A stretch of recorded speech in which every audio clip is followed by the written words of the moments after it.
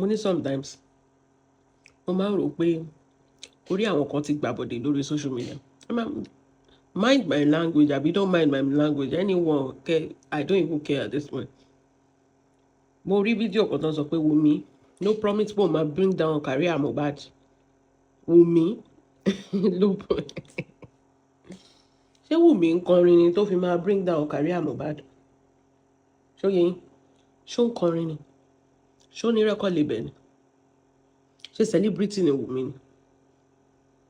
Ṣé rí gbogbo manipulation tẹ́ rò pé Wunmi manipulate, àwọn people wọ̀nyí ló manipulate public. Ọlọ́run. Àwọn people wọ̀nyí, àwọn ló manipulate the public. Ẹ jẹ́ bèrè nǹkan lọ́wọ́ yín. Lójú ayé Mohbad, àwọn ọmọ Naira Marley ń threaten ẹ̀ káàkiri. Àbí? Má wọn yẹn, ó pa àwọn ló bring down career Mohbad. Mohbad má fi kọrin, ó ní why is never going down. Ìgbà tó ti aṣáàrin ibi tí Sam Larry nǹkan mọ́ tó ń lù mọ́. Aṣáàrin gbogbo ẹ̀.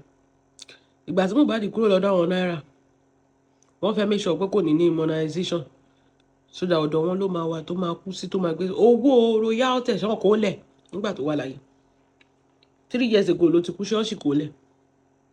Ṣé wọ́n kó fún ìgbà tó kúrò mẹ́?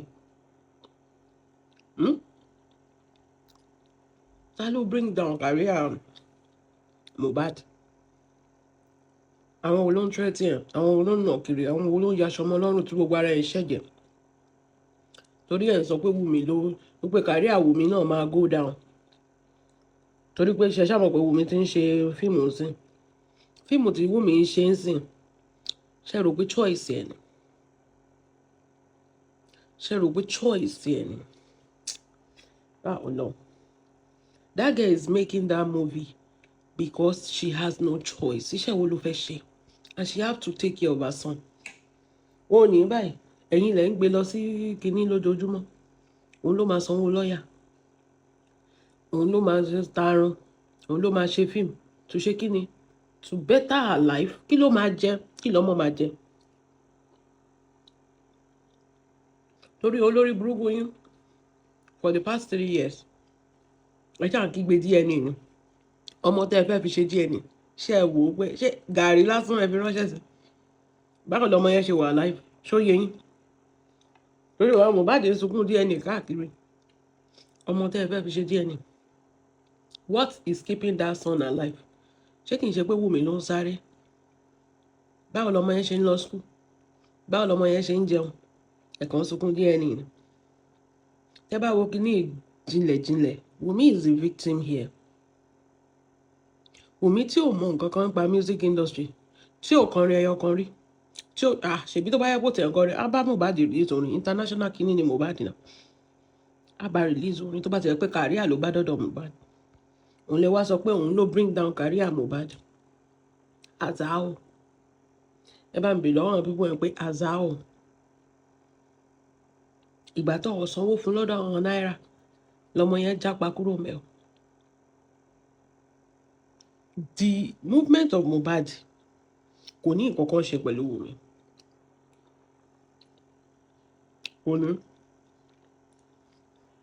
But we live in a situation or in a position or kí n sọ pé in a world tó jẹ́ pé tí nǹkan kan bá ti ṣọkọ, ìyàwó náà máa mú. Bẹ́ẹ̀ ni. Ẹ rí àwọn tó ń nà lẹ̀, ẹ mú wọn lẹ̀, ẹ̀ dáhùn. Ìyàwó tó wà nulẹ̀ tó jẹ́ pé òun gan bá ń jẹ ìyá ni. Òun lẹ̀ ń kígbe pé òun ló pa. Ẹ rí pé kò sọ́pọlọ. Ẹ bá mi yá àwọn pípọ̀ yẹn lọ́pọlọ náà. Báwo ni Wunmi ṣe fẹ́ pa Mohbad? Báwo tó jẹ́ pé Mohbad fún ara ẹ̀ tó confess ló ń ṣe láìpẹ́ pé tí gbogbo aṣọ ẹ̀ ti ya tó ti da gìbò. Pé tí nǹkan kan bá ṣe òun, kẹ́ mú Naira. Àbí? Báwo ni Wunmi ṣe wá pa Mohbad? Gbogbo àwọn pípọ̀ tó ń sọ̀rọ̀ yẹn, wọ́n ti fún wọn lówó ni. A ní máa já yín sí.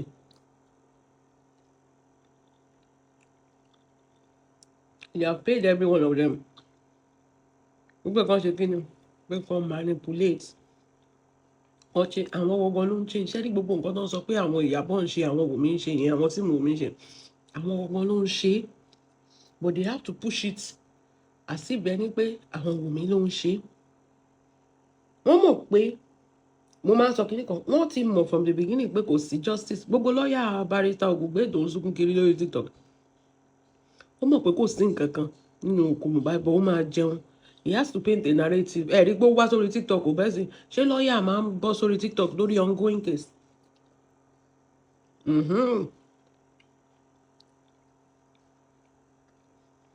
ṣé lọ́ọ̀yà máa ń bọ́ sórí TikTok lórí ongoing case tó wà ní court adéwà máa ṣàlàyé á máa rojọ́ ongoing case ni o mi ò sọ pé court case o ongoing tó ń lọ lọ́wọ́lọ́wọ́ ní June tá a wọ̀ yìí tó jẹ́ pé wọ́n sì máa ṣe kíni wọ́n sì máa lọ sí court ó dẹ̀ wá ń parọ́ mọ́ Wunmi mọ́ another client ó dẹ̀ ìwọ ló dẹ̀ máa lọ court ìwọ ló wá ń parọ́ mọ́ yọ̀kan is that not telling you something but these people already know pé ibi tí kìíní máa já sí ni but they want your money they want you to believe as if ẹni pé àwọn ń ṣe nǹkan kan.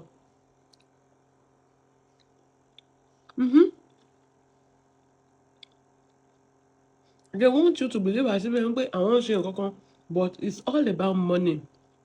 Imagine tọ́yìn rí òkè ẹ̀jẹ̀ ń sọ kíní kan fún mi tó bá yẹ pé kì í ṣe Mohbad ló lọ́mọ ẹrù pọ́kàn Wunmi lè balẹ̀ bẹ́yẹn ẹ wo there's another type of peace wípé tó máa ń tiẹ̀ lẹ́yìn ẹ pé máa jó lọ́mọ wẹ̀yẹn àti peace tó wá internal peace pé òkè ọkàn mi balẹ̀ ẹ jẹ́ a máa wo game táwọn pípọ̀ ẹ̀ ń gbá ẹ rí pé Wunmi ò dá sẹ́nìtì from the day one kò sọ anything kò dá sẹ́nìtì ó kàn wò ní kálukú ni ẹ bèrè pé why because ó mọ̀ pé bẹ́ẹ̀ ṣe wà kò síbi tẹ́ ẹ lè gbé lọ ṣebí Wunmi fara ẹ̀ ló consent sí DNA tí Wunmi ò bá consent kò ní sí DNA o ṣé ká sọ pé àìmákàwé ló ń da a lot of people láàmú ni tí Wunmi bá sọ pé òun ò ṣe wọn ò lè fọ́ọ̀sẹ̀ wọ́n fara ẹ̀ lọ sọ pé torí DNA láàrin bàbá ọmọ àti ìyá ọmọ nìkan ni kò sí anybody tó lè compare anybody láti ṣe DNA láàrin bàbá DNA dẹ̀kọ́ ló pa Mohbad kì í ṣe pé nu kíní páyọ̀ Mohbad wọ́n sọ pé DNA ló pa no dábàá sọ pé rí ìtọ́ fẹ́ fi ṣe DNA ni kì í ṣe pé ọmọ yẹn ló fàjà alẹ́ tí wọ́n fi pa Mohbad no ní ibi tí Mohbad lọ tó ti lọ jagun àwọn kan sọ pé wọ́n pa lóòkà wọ́n bá yàn jà gbogbo well bleed wọn ò pa ń bẹ́ yẹn tẹ́jẹ̀ ń yọ lára ẹ̀ nǹkan tó bá ti jẹ́ kí ní China gan tó bá ṣe self defence tẹ́jẹ̀ ń yọ lára ẹ̀ nìyẹn ó ti commit crime nìyẹn òun lọ sẹ́wọ̀n self defence ni ò ṣe gbọ́ àwọn tó ń gbẹ̀jẹ̀ lára ọmọdé yìí ẹ̀ sọ pé àwọn ló pa Wunmi tí ò gbẹ̀jẹ̀ lára ọkọ ẹ̀ spam nìkan ni Wunmi gbà ẹ lónà ẹ rí pé ilé ayé ti dorí kodò ọjọ́ tí Mohbad ṣe kú ẹ̀jẹ̀ sì jáde lára ẹ̀ èèyàn tó bá jà àjọ yẹn ẹ sọ̀rọ̀ rẹ̀ tẹ́ ní kì í ṣó ọmọ ọlọ́mọ tó wà nílé tó jẹ́ pé kìíní ó gbọ́mọ dání ó lọ wo ṣóun ti ẹni òun lè mú pupa àwọn tó ń nà ọ́ kiri Wunmi náà má jẹ̀yà ẹ má sọ pé àwọn ló pa mo sọ fún yín lórí sójú ẹ má gbòrí ọ̀bọ̀ dání àtijọ́ àti mímú oníkálukú ń bá ká ẹ rí fídíò tó ń trend fún ẹ rí olúwayé donation ní FGM ó ti lọ gba ṣọ́ọ̀bù fún àbí company dẹ̀ ni fún ẹ̀gbọ́n ẹ̀ ṣé ẹ̀gbọ́n ẹ̀ nìyẹn àbábùrú ẹ̀ ní China àwọn tó sọ pé àwọn fẹ́ gba another donation pé kán lọ kó àwọn kìnnì trust anybody at your own risk wọ́n ti ẹ̀ mọ́ bọ́ ṣe ń hide tiẹ̀ dáadáa owó ni tó bá dojú ẹ̀ owó yín owó GoFundMe náà ti kó lọ síbẹ̀ bẹ́ẹ̀ ni tó ti fi ń kó mọ́tò wọlé tó ti fi ṣí company ó ṣe wá yé mi gbogbo ọjà tó tiẹ̀ bá bí lọ ìjà yẹn gan ni honestly ó ṣe wá yé mi pé ṣé torí pé ìwọ náà fẹ́ máa ta mọ́tò ló ṣe bá bí lọ ìjà àgbà yẹn kó gba company ẹ̀ jẹ́ so that àwọn yẹn because kí nìyẹn ó common lára BTM tó bá ti fẹ́ ṣe nǹkan téèyàn ń ṣe ó máa kọ́kọ́ bà tèèyàn kan jẹ́ náà kó tó lọ ṣe ṣe ti understand ó ti ṣe so many times so it's like a repeated pattern. Bẹ́ẹ̀ni ó máa kọ́kọ́ bà tẹni yẹn jẹ́ náà especially tó bá ti fojú sí nǹkan kò ń ṣe pé ó bá ti fojú pé òun make owó nídìí kínní á kọ́kọ́ lọ bà kínní yẹn jẹ́ fún ẹ náà á ṣe wà lọ síbẹ̀ á ṣe lọ máa ṣe owó ni tó bá dójú ẹ máa sọ kínní kan fọkọ mi pé tó bá dójú ẹ integrity máa shake èmi ò sọ pé àwọn èèyàn ò ní o bọ̀ kò sí ìdójú ẹ ni o ẹ̀yin dẹ̀ fi gbogbo ọjọ́ ayé yín sin àwọn èèyàn tó bá dójú ẹ integrity máa ṣe kíni ó máa shake wọn sọ fún yàn ṣe rí lórí ọ̀rọ̀ Wunmi Ọlọ́run ti fún lọ́kàn balẹ̀ gbogbo ẹ̀rín tẹ́ fẹ́ pọ̀ ọmọ lọ́mọ lè máa para yín bẹ́ẹ̀ ni nǹkan ẹ̀yọ́ kan mo dúró lé lórí sọ́ọ̀rì ìjàre èèyàn tí ò bá jẹ gbì kò lè kú gbì nǹkan tí mo dúró lé lórí nìyẹn bẹ́ẹ̀ ni mo ń sọ fún yín pé notice pé the kind of peace tọ́mọ Wunmi ní should be questioned kò sí bó ṣe ṣe kinní tó bá dérú ibẹ̀ yẹn tó dẹ̀ mọ́ pé ọwọ́ ẹ̀ ò mọ̀ wàá ṣèkì ni gbogbo ayé ló wà lórí Wunmi náà ṣe rò pé dragging orí fracas lẹ pé ṣé fracas lẹ pọ̀rọ̀ Wunmi ni ọ̀rọ̀ Wunmi ti lọ international kì í ṣe pé kinní àwọn èèyàn kan tí ò mọ̀ kan ti yé tiẹ̀ because of nǹkan tẹ̀ ń feed wọn lè mọ̀ pé bẹ́ẹ̀ ṣe wà àtijọ́ àti múlẹ̀ ń bá kiri àti búkì kó lè kó jẹ sínú freezer ẹ̀ that is it that is just it ọmọ Wunmi kan ló bà career Mohbad jẹ́ career Mohbad gan ò bàjẹ́ náà bọ̀ àwọn èèyàn gan náà ni àwọn ará bí record label sọnù ọmọ ẹ sọ pé òun ò ṣe mọ́ wọ́n kàn ń jèrè lára ẹ̀ eléyìí tó wọ́n gba ọ̀nà bíi tipátipá I'm going to leave the money for him though I'm not supposed because he breached the contract I'm not supposed to give him but I'm going to leave the money running ìgbà tọ́mọ yẹn wà lójú ayé wọn sanwó ẹ̀ tó bá ti kúrò record label kí ló dé tẹ̀yìn ó ṣe kówó ẹ̀ fún àtẹnujẹ ló pa Súlè nǹkan tó ọmọkùnrin yẹn fi kúrò ní record label yẹn náà ni wọ́n yàn án jẹ wọ́n ní ara bí máa sọ pé òun bá ń tọ́jú owó